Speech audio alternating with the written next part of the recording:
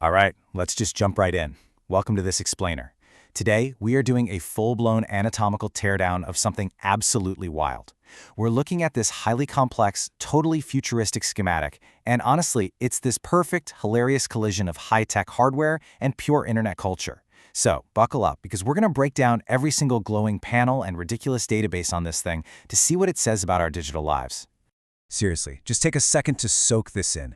Look at this hyper-complex, metallic cube. It is absolutely drenched in neon pinks, cyans, and greens, completely isolated and floating out there against this crazy, vibrant cosmic background. It honestly looks like a server rack that was yanked straight out of some vaporwave cyberpunk fever dream. You can almost hear the raw electricity crackling off it. But that naturally brings us to the million-dollar question, right? What exactly is running inside the juiceBot2? I mean, the glowing lights and the space backdrop are super cool to marvel at, but if we really want to understand this artifact, we've got to transition right into a mechanical breakdown. We need to read the fine print. So, Section 1. Meet the juiceBot2 CubeBot. Okay, let's formally kick off this tour right at the front panel. We're going to focus on the central processor's identity first, just to establish what we're actually dealing with here before the data streams get too heavy. Down on the lower left, we get our first big clue. The main screen proudly says juiceBot2 CubeBot.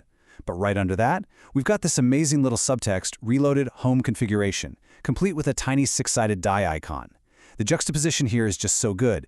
You've got this hyper-advanced piece of cosmic hardware, but its status is basically set to a super casual game-ready home configuration. Right off the bat, it tells you this isn't your boring enterprise server. This is a highly personalized artifact of internet subculture.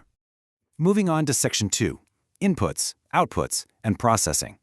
Now, if we look up at the top left side of the machine, we can break down its processing metrics, and it presents this in a totally deadpan analytical layout. The cyan panel is just like, Input 2 collected. Magenta says Output 3 collected, and the green panel hits us with Process 1 collected. It reads exactly like standard hardware telemetry, except we literally have no context for what is being collected. It's just flawlessly, stoically executing these really mysterious, low-number tasks. Okay, and this leads us to one of my absolute favorite parts of the schematic, the sheer contrast between the hardcore technical jargon and the totally absurd visuals. On one side, the machine is bragging about hyper-threaded grid expansions, with all this complex terminal code running in the background. But then, right next to it, embedded straight into the chassis armor, is a slot with literal anime eyes peering out at you, sitting right above a port labeled Juiced Up. And we kind of have to treat both of these things with the exact same level of scientific reverence. Because in the juiceBot2 universe, the internet aesthetics are literally just as critical to the architecture as the raw processing power itself. Which brings us to Section 3, Hustle Culture and Databases. Shifting our focus over to the center panels now, right next to this chamber that is apparently holding literal contained lightning, we get a specific metric, 9.87. That is 9.87 gigabytes per second. To put that into perspective, that is an incredible, almost ridiculous amount of speed for those hyper-threaded grid expansions we just talked about. It is pushing nearly 10 gigabytes a second of pure, unadulterated aesthetic data right through that glowing core. And as we rapid-fire through some of the hidden text scattered across the casing, we start spotting these highly specific human identifiers. Like stamped right onto the metal plates, there's a URL, ejesse.com. And then, hovering right above one of the data screens, there's this incredibly specific corporate job title actually attached to the terminal, Enterprise SEO Analyst B16. It's hilarious, right? It's like this completely standard middle management corporate role got uploaded into a cosmic cybercube. It perfectly captures how our totally mundane daily grind is just hopelessly tangled up with our hyper-digital reality. Oh, and it gets better. Right near the JuiceBot prompt gallery, there's a whole section dedicated to the Hustle Hack card database. And if you zoom in on the lower edge of that panel, you see what the database is actually built on. I mean, you gotta marvel at the absurdity here. It's linked to a literal periodic table, #hustle. They've taken modern grind culture, categorized it, and stored it like it's elemental chemistry. It is the ultimate physical manifestation of the modern hustle. Section 4. Dimensional Data Nodes. Okay, let's dive into this. Follow me over to the right side of the machine. Notice how these glowing, tangled, braided cables, which are literally sparking with green and yellow energy, feed straight from the central processing core into this massive vertical stack. The blueprint calls these dimensional data nodes. It's physically anchoring all that processing power to these external memory banks. So what exactly is inside a dimensional data node? Well, according to the pop-out schematic, it houses something called nanobanano, and the blueprint defines it exactly as it looks, a 10 by 10 matrix of interconnected Rubik's cubes. Just picture that for a second. A massive, insanely colorful, overwhelmingly complex 3D puzzle acting as the physical data storage matrix for this futuristic machine. I'm keeping a straight face here, but it's completely unhinged. Even better, the schematic actually lists the specific files running underneath this giant Rubik's Cube matrix.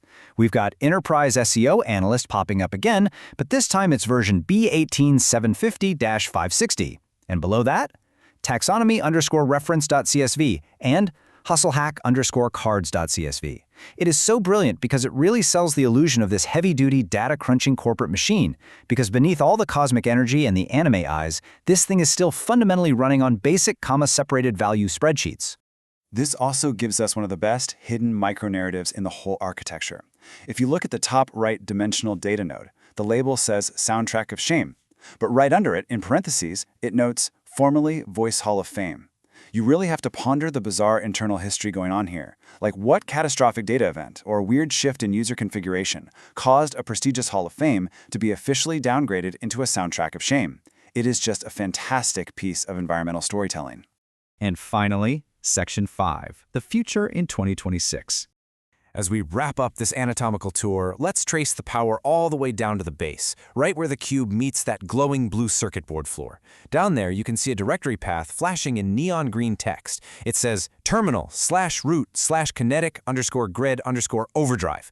This tells us the machine isn't just sitting there idling. The core is currently locked into a perpetual state of kinetic grid overdrive, just blasting maximum power through every single .csv file and anime iPort it's got. And right there, stamped onto the front base plate, is a very specific date, 2026-07-13. That's the real takeaway here. We are looking at a snapshot of the very near future.